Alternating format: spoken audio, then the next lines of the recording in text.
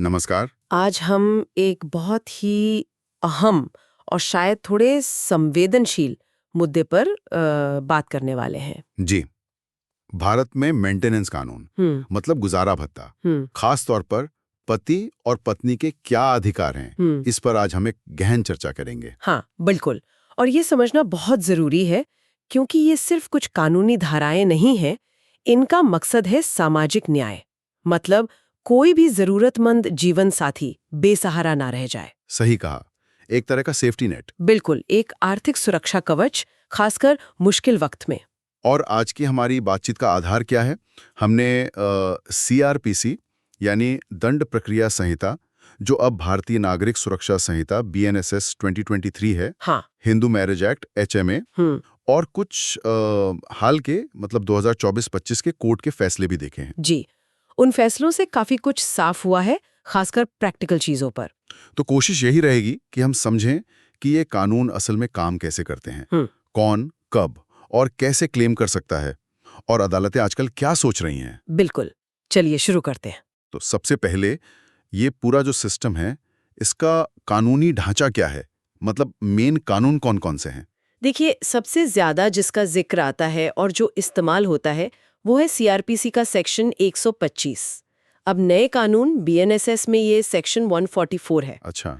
और इसकी सबसे बड़ी बात यह है कि एक सेक्युलर कानून है, मतलब ये सभी धर्मों के लोगों पर लागू होता है। हाँ, ये बहुत जरूरी पॉइंट है। और ये कहता क्या है मोटा-मोटा? ये मुख्य रूप से पत्नी को अधिकार देता है कि वो पति से गुजारा भत्ता मांग सके। शर्त ये है कि वो अपना खर्च उठाने में असमर्थ हो। और इसमें तलाकशुदा पत्नी भी शामिल है? हाँ, कुछ शर्तों के साथ। जब तक वो दूसरी शादी नहीं कर लेती और अगर वो असमर्थ है, ये कानून पति की जिम्मेदारी पर जोर देता है। ठीक है। और सीआरपीसी, बीएनएसएस के अलावा हिंदुओं के लिए तो एचएमए भी है ना? जी हाँ, हिंदू मैरिज एक्ट 1955। इसमें दो सेक्शन बहुत इंपॉर्टेंट है, सेक्शन 24 और सेक्शन 25। ये क्या है? सेक्शन 24 है अंतरिम भरण पोषण के लिए, मतलब जब केस चल रहा है उस दौरान मिलने वाला खर्चा। इसे मेंटेनेंस पेंडेंटे लाइट भी कहते हैं। ओके। और सेक्शन 25 है परमानेंट एलिमनी और मेंटेनेंस के लिए। ये आमतौर पे तलाक की डिग्री के वक्त तय होता है। और क्या एचएमए में भी सिर्फ पत्नी ही मांग सकती है भत्ता? नहीं, यही एक बड़ा फर्क है। एचएमए के सेक्शन 24 और 25 सीआरपीसी 125 की तरह नहीं है। ये जेंडर न्यूट्रल है। अच्छा। मतलब पति भी मांग सकता है। हाँ, बिल्कुल। अगर कोई पति ये साबित कर दे कि वो अपना गुजारा नहीं कर सकता, बीमार है, विकलांग है या कोई और वाजिब वजह है, और पत्नी कमा रही है या उसके पास साधन है, तो वो भी एचएमए के तहत मेंटेनेंस मांग सकता है। ये तो काफी दिलचस्प बात है। आमतौर पे ये धारणा नहीं होती। हाँ, ये कम लोगों को पता होता है या कम इस्तेमाल होता है। इनके अलावा भी कानून है, जैसे स्पेशल मैरिज एक्ट है, इंडियन डाइवोर्स एक्ट है ईसाइयों के लिए, मुस्लिम विमेन एक्ट है। हाँ। लेकिन होता क्या है कि सुप्रीम कोर्ट ने कई बार ये साफ किया है कि सीआरपीसी 125, बीएनएसएस 44 का जो दायरा है वो काफी बड़ा है। कई बार ये पर्सनल लॉ पर भी भारी पड़ता है, खासकर रेगुलर मेंटेनेंस के मामले में। समझ गया। तो इन सब कानूनों के पीछे जो मूल सोच है वो तो सामाजिक न्याय ही है। बिल्कुल, सिद्धांत वही है, जो जरूरतमंद है उसे सहारा मिले। अक्टूबर 2025 तक देखें तो कानूनों में कोई बड़ा बदलाव नहीं आया है, लेकिन कोर्ट्स जिस तरह से इनकी व्याख्या कर रही हैं वो बदल रहा है। सुप्रीम कोर्ट और हाई कोर्ट के फैसले लगातार नई बातें सामने ला रहे हैं। जैसे कि किन बातों पर कोर्ट्स का फोकस ज्यादा है आजकल? अब अदालतें सिर्फ ये नहीं देखती कि किसकी कितनी सैलरी है, वो एक पूरी तस्वीर देखती हैं। दोनों की इनकम, प्रॉपर्टी, उम्र, सेहत, पढ़ाई लिखाई, कमाने की क्षमता कितनी है, हाँ। शादी के टाइम लाइफस्टाइल कैसा था, बच्चे हैं या नहीं, बूढ़े माँ बाप हैं या नहीं, और हाँ, दोनों का बर्ताव, कंडक्ट भी मायने रखता है। कंडक्ट भी, अच्छा। जेल और आजकल खास तौर पर अयोग्यता, मतलब कौन मेंटेनेंस का हकदार नहीं है, और कमाई की क्षमता यानी अर्निंग कैपेसिटी, इन मुद्दों पर बहुत जोर दिया जा रहा है। ठीक है, तो चलिए पहले पत्नी के अधिकारों को थोड़ा और खोलते हैं। सीआरपीसी बीएनएसएस के तहत कौन-कौन सी पत्नियां एलिजिबल हैं? पहली बात, वो पत्नी जो अपना गुजारा करने में असमर्थ है। और असमर्थ का मतलब सिर्फ बेरोजगार होना नहीं है।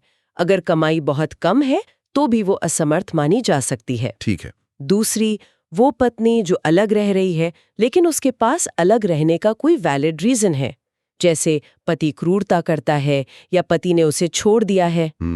तीसरी, तलाकशुदा पत्नी, जब तक वो दोबारा शादी ना कर ले। और जैसा मैंने कहा, मुस्लिम महिलाओं के मामले में भी पर्सनल लॉ के अलावा CRPC 125 लागू हो सकता है रेगुलर मेंटेनेंस के लिए। सुप्रीम कोर्ट ने ये स्पष्ट किया है। और वो जो आम सवाल उठता है, अगर पत्नी कमा रही है, वर्किंग वुमन है, तो क्या उसे मेंटेनेंस नहीं मिलेगा? ये बहुत ही जरूरी सवाल है और इसका जवाब है नहीं, ऐसा जरूरी नहीं है।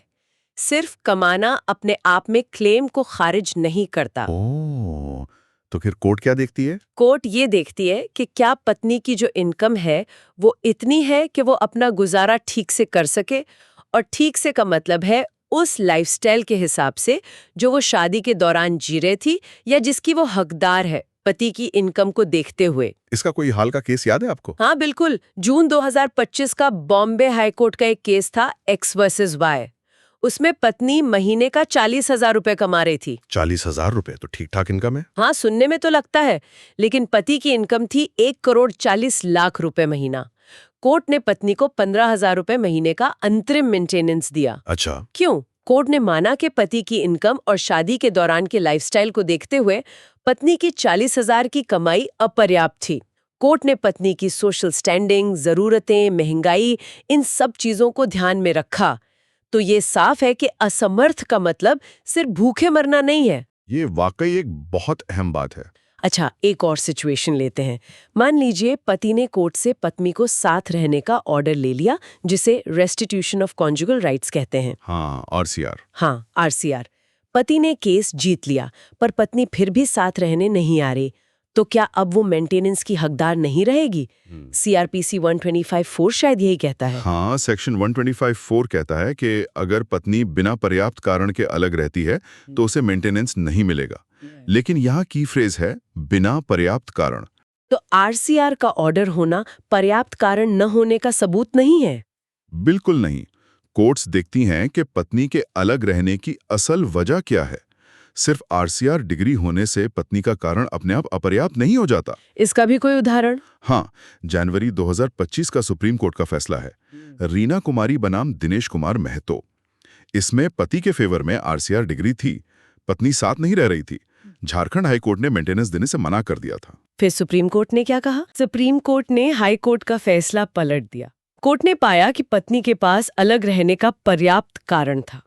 हुआ ये था कि जब पत्नी प्रेग्नेंट थी, उसका मिसकैरेज हुआ, तब पति और उसके घर वालों ने बहुत लापरवाही बरती, उसे मेडिकल हेल्प तक नहीं दी। सुप्रीम कोर्ट ने कहा कि ये व्यवहार इतना बुरा था कि पत्नी का पति के साथ रहने से इनकार करना जायज था, भले ही RCR डिग्री पति के पास थी, और कोर्ट ने पत्नी को 10,000 रुपए महीने का मेंटेनेंस देने का आदेश दिया। तो मतलब कोर्ट सिर्फ कागजी ऑर्डर नहीं देखती, असलियत देखती हैं। एकदम सही, मानवीय पहलू और असल हालात देखे जाते हैं। और तलाकशुदा मुस्लिम महिलाओं के बारे में भी आपने कहा था कि सुप्रीम कोर्ट ने फिर से कुछ कहा है। जी, जुलाई 2024 में कोर्ट ने दोहराया कि शाहबानो केस में जो सिद्धांत तय हुआ था वो आज भी लागू है। तलाकशुदा मुस्लिम महिलाएं अगर इद्दत पीरियड के बाद भी अपना गुजारा नहीं कर सकती, तो वो CRPC 125 के तहत पूर्व पति से मेंटेनेंस पाने की हकदार है। ये उनके पर्सनल लॉ के अलावा है। ठीक है, ये तो हुई पत्नी के अधिकारों की बात। अब आते हैं उस पहलू पर जिसकी चर्चा कम होती है, पति का पत्नी से मेंटेनेंस मांगना। आपने बताया HMA में तो ये मुमकिन है। CRPC BNSS में क्या स्थिति है? देखिए, CRPC BNSS का जो सेक्शन 125, 144 है, उसका बेसिक स्ट्रक्चर पति की जिम्मेदारी पर है। पत्नी, बच्चे, माँ बाप के प्रति वो सीधे सीधे पति को पत्नी से मांगने का हक नहीं देता। तो फिर पति कैसे मांग सकता है? जैसा मैंने पहले कहा, हिंदू मैरिज एक्ट का सेक्शन 24 और 25 वो जेंडर न्यूट्रल है। उनमें जीवन साथी, स्पाउस शब्द इस्तेमाल हुआ है। तो हिंदू कानून के तहत अगर पति जरूरतमंद है तो वो अपनी पत्नी से मेंटेनेंस मांग सकता है। पर क्या ऐसा असल में होता है? कोर्ट्स मानती हैं ऐसे दावे? हाँ, मानती हैं, लेकिन ये केस बहुत कम आते हैं। क्यों? एक तो शायद सामाजिक सोच है ना? पुरुषों को लगता है कि पत्नी से पैसे मांगना शर्म की बात है। दूसरा, कोर्ट्स भी बहुत सावधान रहती हैं। उन्हें पक्का करना होता है कि पति कहीं सिर्फ आलस की वजह से तो दावा नहीं कर रहा। तो पति को क्या साबित करना पड़ता है? उसे बहुत ठोस सबूत देने होते हैं कि वो वाकई कमा नहीं सकता, कोई गंभीर बीमारी है, कोई विकलांगता है या कोई ऐसी मजबूरी है कि काम करना मुमकिन ही नहीं, और साथ में ये भी दिखाना होता है कि पत्नी के पास इतने पैसे या साधन है कि वो दे सकती है। सिर्फ बेरोजगार होना काफी नहीं है। कोई केस ऐसा ध्यान में जहां पति को मिला हो मेंटेनेंस? हाँ, कुछ है। एक दिल्ली हाईकोर्ट का 2011 का केस था रानी सेठी बनाम सुनील सेठी। उसमें कोर्ट ने कामकाजी पत्नी को आदेश दिया था कि वो अपने विकलांग पति को 20,000 रुपये महीना दे। अच्छा। और अभी 2024 में बॉम्बे हाईकोर्ट ने भी HMA सेक्शन 24 के तहत एक विकलांग पति को पत्नी से 10,000 रुपये अंतरिम भत्ता देने के फैसले को सही ठहराया था। तो हाँ, कानून मदद करता है अगर जरूरत वाकई हो। और वो जो PIL आई थी सुप्रीम कोर्ट में CRPC 125 को जेंडर न्यूट्रल बनाने के लिए अप्रैल 2025 में। हाँ, वो PII आई थी। उसमें यही दलील थी कि CRPC 125 सिर्फ पत्नी को हक देता है, ये पुरुषों से भेदभाव है। सुप्रीम कोर्ट ने वो PIL खारिज कर दी। क्यों? कोर्ट ने कहा कि कानून बदलना संसद का काम है, कोर्ट का नहीं। लेकिन कोर्ट ने ये भी साफ किया कि HMA जैसे दूसरे कानूनों में पति के लिए मेंटेनेंस का प्रावधान है ही। ठीक है, समझ गया। तो कानून में जगह है पर शर्तें सख्त हैं। अब दूसरा पहलू देखते हैं। अगर पत्नी ने मेंटेनेंस मांगा है तो पति उसे कैसे चैलेंज कर सकता है या कम करने की मांग कर सकता है? हाँ, पति के पास भी रास्ते हैं। वो family court, high court, supreme court जा सकता है। वो या तो क्लेम को पूरी तरह चैलेंज कर सकता है या फिर अमाउंट कम करने की अर्जी दे सकता है। किस आधार पर? क्या ग्राउंड्स होते हैं? CRPC सेक्शन 125(4) खुद ही 3 ग्राउंड्स बताता है जहां पत्नी मेंटेनेंस की हकदार नहीं रहती। कौन से? पहला, व्यभिचार यानी अडल्ट्री। अगर ये साबित हो जाए कि पत्नी किसी और के साथ रह रही है या अडल्ट्री में है, ये एक कंप्लीट बार है। पुराने फैसले भी यही कहते हैं, जैसे विमला बनाम वीरास्वामी, भूपिंदर सिंह बनाम दिलजीत कौर। पर सबूत पक्का चाहिए, सिर्फ शक नहीं। ठीक। दूसरा, बिना पर्याप्त कारण के अलग रहना। अगर पत्नी बिना किसी जायज वजह के अलग रह रही है, जैसा हमने रीना कुमारी केस में देखा, पर्याप्त कारण क्या है, ये बहुत महत्वपूर्ण है। रोहताश सिंह केस में भी कोर्ट ने यही कहा था। और तीसरा, अगर दोनों आपसी सहमति से अलग रह रहे हैं, मतलब म्यूचुअल सेपरेशन, तो भी पत्नी आमतौर पर CRPC 125 में क्लेम नहीं कर सकती। ये तो वही 125(4) वाले ग्राउंड्स। और इनकम के आधार पर? हाँ, वो बहुत कॉमन ग्राउंड है। चौथा ग्राउंड कह सकते हैं पत्नी की अपनी पर्याप्त आय। अगर पति ये साबित कर दे कि पत्नी अच्छा कमा रही है, उसके पास खुद के साधन है, उसे मेंटेनेंस की जरूरत ही नहीं है, तो क्लेम खारिज हो सकता है या अमाउंट कम हो सकता है। जैसे वो असिस्टेंट प्रोफेसर वाला केस आपने बताया था। बिल्कुल, मार्च 2025 का सुप्रीम कोर्ट का केस। पति पत्नी दोनों करीब करीब बराबर कमा रहे थे। कोर्ट ने कहा पत्नी को मेंटेनेंस नहीं मिलेगा। और रजनेश बनाम नेहा केस के जो गाइडलाइंस थे 2021 के, वो आज भी देखे जाते हैं कि भत्ता आमतौर पर पति की नेट इनकम का 25% के आसपास हो सकता है, पर यह कोई फिक्स्ड रूल नहीं है। और क्या पति अपनी माली हालत खराब होने का हवाला दे सकता है? हाँ, जरूर। ये 5वां ग्राउंड मान लीजिए, पति की वित्तीय कठिनाई। अगर पति दिखा सके कि उसकी अपनी इनकम बहुत कम है, उस पर कर्ज है या बूढ़े माँ बाप जैसी दूसरी जिम्मेदारियां हैं और मेंटेनेंस देना उसके लिए बहुत मुश्किल होगा, तो वो अमाउंट कम करने की मांग कर सकता है। लेकिन इसमें कोर्ट ये भी देखती होगी कि पति जानबूझकर तो कम नहीं कमा रहा। हाँ, बिल्कुल, कोर्ट्स ये भी देखती हैं। पंजाब और हरियाणा हाई कोर्ट ने जुलाई 2025 में कहा भी था कि पति को अगर हो सके तो ज्यादा कमाना चाहिए, पर साथ ही महंगाई को भी ध्यान में रखा और उस केस में 24,700 रुपये ठीक माना था। बच्चों के खर्चे का क्या असर पड़ता है? देखिए, बच्चों के मेंटेनेंस की जिम्मेदारी तो मुख्य रूप से पिता की ही मानी जाती है, लेकिन अगर माँ भी कमा रही है तो उससे भी योगदान की उम्मीद होती है। पर दिल्ली हाई कोर्ट ने मई 2025 में कहा था कि कमाने वाली माँ को 50-50 खर्चा उठाने पर मजबूर नहीं किया जा सकता। उसकी जिम्मेदारी उसकी कमाई के हिसाब से होगी। पति ये दलील दे सकता है कि बच्चों पर खर्चे की वजह से उसकी पत्नी को मेंटेनेंस देने की क्षमता कम हो गई है। ये सब जानना बहुत जरूरी है। अच्छा, अब आखिर में बदलते हुए न्यायिक नजरिए पर आते हैं। ऐसा लग रहा है कि कोर्ट्स अब पत्नी की क्वालिफिकेशन, उसकी कमाने की क्षमता, इन चीजों पर ज्यादा ध्यान दे रही हैं। आप बिल्कुल सही कह रहे हैं। ये पिछले कुछ सालों में एक बहुत बड़ा ट्रेंड देखने को मिला है। कोर्ट्स अब सिर्फ ये नहीं देख रहे हैं कि पत्नी अभी कमा रही है या नहीं, वो उसकी अर्निंग कैपेसिटी यानी कमाने की क्षमता पर भी गौर कर रही हैं। इसका मतलब क्या हुआ प्रैक्टिकली? क्या पत्नियों के लिए क्लेम करना मुश्किल हो गया है? मतलब ये है कि अगर कोई पत्नी पढ़ी लिखी है, उसके पास कोई प्रोफेशनल डिग्री है या कोई हुनर है और वो फिट भी है, पर वो जानबूझकर या बिना किसी ठोस वजह के काम नहीं कर रही है, तो कोर्ट्स उसे मेंटेनेंस देने से मना कर सकती हैं या फिर बहुत कम देंगी। अच्छा। क्यों? इसके पीछे सोच ये है कि कानून का मकसद जरूरतमंदों की मदद करना है, ना कि उन लोगों को सपोर्ट करना जो काम कर सकते हैं पर करना नहीं चाहते। तो अब पत्नी पर यह साबित करने का बोझ थोड़ा बढ़ गया है कि वो वाकई क्यों असमर्थ है और पति ने उसकी उपेक्षा की है। तो मतलब सेल्फ रिलायंस, आत्मनिर्भरता पर जोर बढ़ रहा है। निश्चित रूप से कोर्ट्स उन लोगों से थोड़ी सख्ती बरत रही हैं जो अपनी इनकम या क्वालिफिकेशंस छुपाते हैं या कोर्ट को गुमराह करने की कोशिश करते हैं। मैसेज क्लियर है, अगर आप सक्षम हैं तो कोशिश कीजिए कि अपना खर्च खुद उठाएं। लेकिन इसका मतलब ये तो नहीं कि हर पढ़ी लिखी या काबिल पत्नी को मेंटेनेंस मिलेगा ही नहीं। नहीं नहीं, बिल्कुल नहीं। जैसे वो फरवरी 2025 का केस था, तेजबीर चौधरी बनाम गरिमा, उसमें पत्नी हाईली क्वालिफाइड थी, पर कोर्ट ने कहा कि सिर्फ इस आधार पर उसे अंतरिम मेंटेनेंस यानी केस चलने के दौरान वाला भत्ता से पूरी तरह मना नहीं किया जा सकता।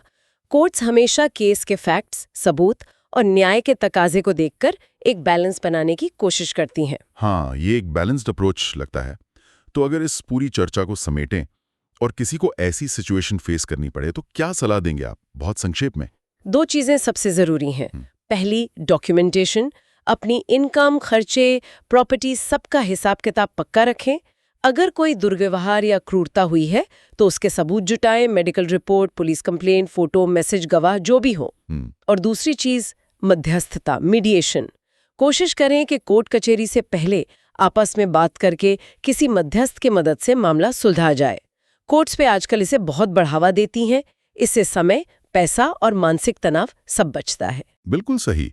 तो इस पूरी बातचीत का निचोड़ क्या निकलता है? निचोड़ यही है कि भारत में मेंटेनेंस कानून जरूरतमंद जीवन साथी के लिए एक अहम सहारा है। सीआरपीसी, बीएनएसएस, 144, एचएमए जैसे कानून इसका आधार हैं, लेकिन इनकी असली शक्ल कोर्ट के फैसलों से तय होती है, जो लगातार बदल रही है। और ये भी साफ है कि कानून अब धीरे धीरे जेंडर न्यूट्रलिटी की तरफ देख रहा है, कम से कम एचएमए में तो। और कोर्ट्स का फोकस अब सिर्फ इनकम पर नहीं, बल्कि कमाने की क्षमता, लाइफस्टाइल और केस की बारीकियों पर है। हाँ, और हर केस अलग होता है। कोई एक फॉर्मूला सब पर लागू नहीं होता। कामकाजी पत्नियों की एलिजिबिलिटी, आरसीआर, डिग्री का असर, अर्निंग कैपेसिटी का मुद्दा, इन पर हमें आगे और भी क्लैरिटी देखने को मिल सकती है। आत्मनिर्भरता पर जोर बढ़ना ये एक अहम बदलाव है। और आखिर में अपने श्रोताओं के लिए एक सवाल छोड़ जाते हैं। जैसे जैसे समाज बदल रहा है, पारंपरिक भूमिकाएं बदल रही हैं और कोर्ट्स कमाई की क्षमता पर ज्यादा ध्यान दे रहे हैं, तो क्या भविष्य में पति पत्नी के बीच की आर्थिक जिम्मेदारियों की हमारी पूरी समझ ही बदल सकती है? इस पर जरूर सोचिएगा।